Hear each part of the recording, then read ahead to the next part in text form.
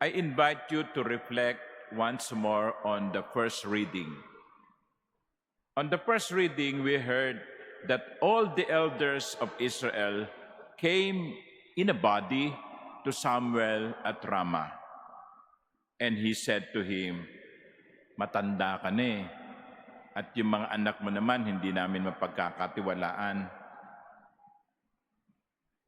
Appoint a king over us. We want a king." And the reason is, just like other nations have. Bigyan mo kami ng hari. Yung mangunguna sa amin, yung mamumuno sa amin. Because before, the Israel was kind of guided or administered by judges. They are not kings. There is no lineage. They are appointed by the Lord to guide His people. But these people who went to Samuel do not want that anymore. We want a king like other nations. Yung mga katabing bansa natin, may mga hari. Tayo lang ang walang hari. Bigyan mo kami ng hari. And that is the first problem. They want to be like others. At yan ang din kumisa ng problema natin. Gaya-gaya. Gaya-gaya.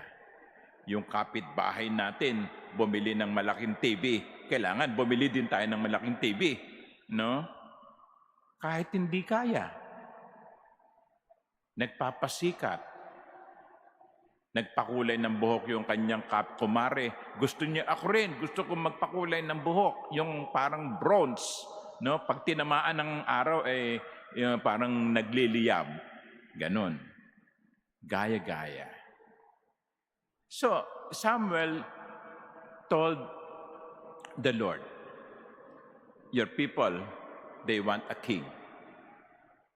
And then the Lord said, "Grant the people their request." And so, Samuel went back to the people, to the elders, and he warned them. Alam ba ninyong hinihingi niyo? Pag binigyan kayo ng hari, nagkaroon tayo ng hari, yung haring yan, etong gagawin. The rights of the king who will rule you will be as follows. He will take your sons and assign them to his chariots and horses. They will take your daughters. He will take your best lands. He will take your vineyard. He will do this. He will do that.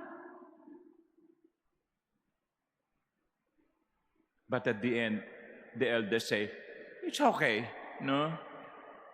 Basta gusto namin hari." Forgetting that they already have the king in God. Ang Diyos ang kahari ng Israel. At ang hari ng Israel na walang iba kundi ang Diyos, hindi sila pinababayaan. Pero ang kukulit, gusto namin ng hari. And here, God respected their freedom. Okay, you reject me, I will let you do what you want.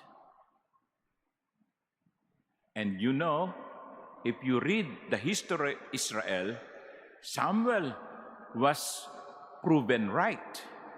Because the kings that will come one after another will not always be good kings. They will be burdens to people.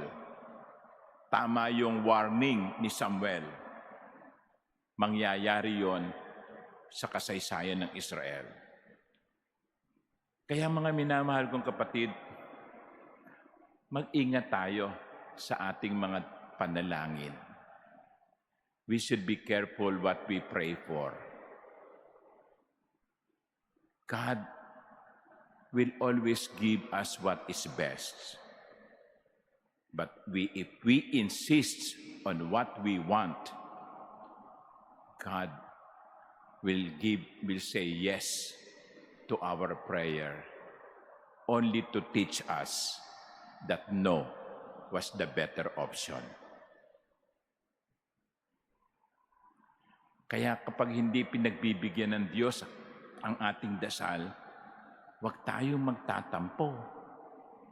Kasi baka yung hinihingi natin makapipinsala sa atin.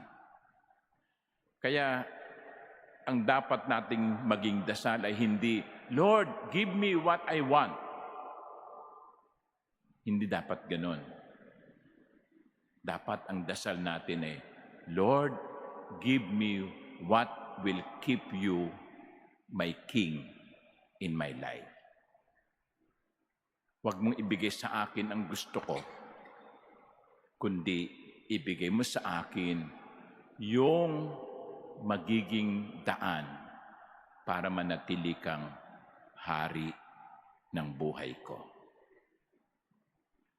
Amen.